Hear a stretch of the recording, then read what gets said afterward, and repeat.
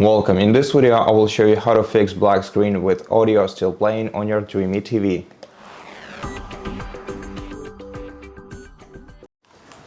First of all, try checking different buttons on your remote control, especially the D-pad buttons.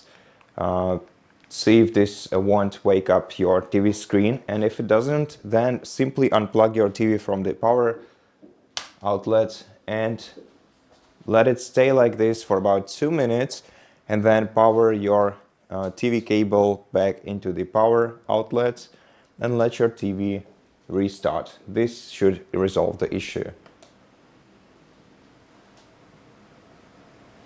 And after you reinsert the cable of your TV back into the power outlet, press the power button on your remote control or the physical power button on your TV and let your TV restart.